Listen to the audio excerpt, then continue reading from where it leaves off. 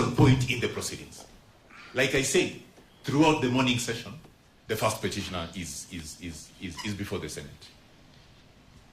But when the proceedings resume at 2:30,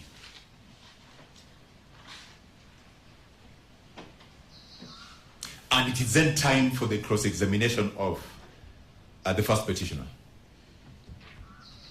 my senior, Mr. Paul Mwite, and the team of lawyers, very well-renowned lawyers, informed the Senate that they are anxiously awaiting for the first petitioner.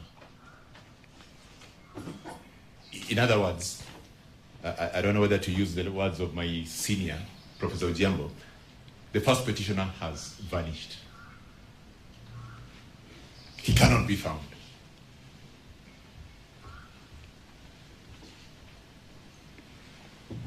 Now, senior counsel then proceeds to inquire where his client is. Okay? Now, we submit that at that time, my lords, my lady, senior counsel is making a request in the form of an adjournment.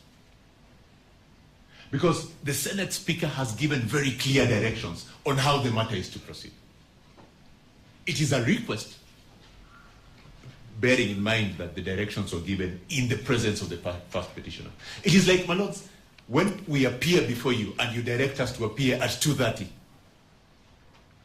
and I walk in, normal civil case, and I do not have my client who is supposed to be cross-examined, I will be requesting, my lords and my lady, perhaps, a minute or two to try and locate my client. That is a request for an adjournment. That request, my lords, my lady, was allowed.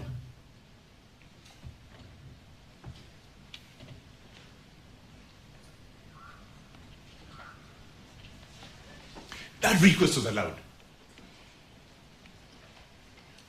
And senior counsel then reports back and says, out of the blues, that he had learned that his client... Can you please highlight submissions? I think, do you have written submissions? Yes, I do. So that we can read them. I have written submissions. Yeah, I am just highlighting those submissions. The narration is, you have already ably submitted on the facts. Yeah. Can we then move to beyond that? I won't take more than 5 to 10 minutes, because there's a point I'm making, my lord. And that's why I'm saying the application was for an adjournment.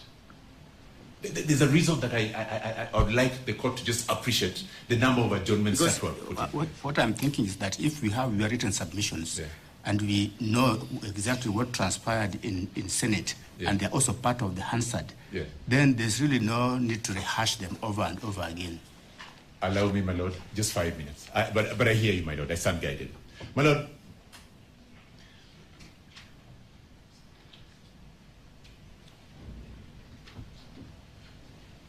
when Mr. Mwite returns, he then informs the Senate. He requests that he be allowed up to 5 p.m. to try and meet his client. That is a second application for adjournment. Give me up to 5 p.m. to meet my client. Again, my lord, that request for adjournment is allowed.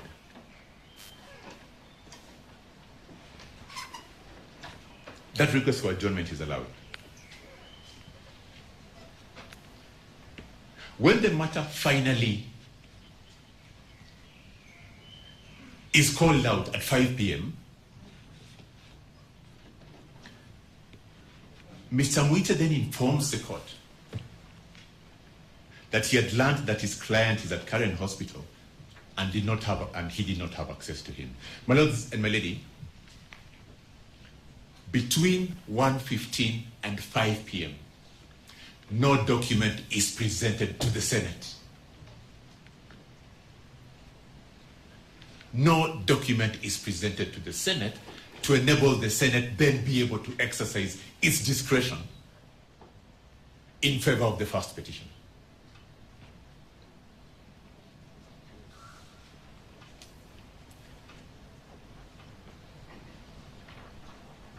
My Lord,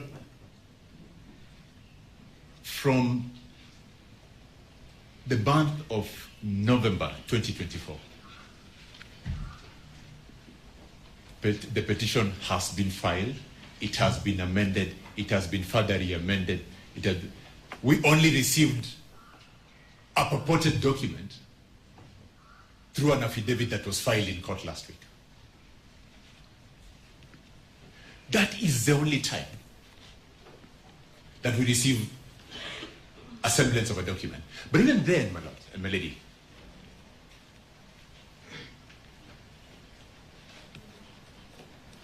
that document is presented to this court for the purpose to enable this court to exercise the discretion that this court does not have.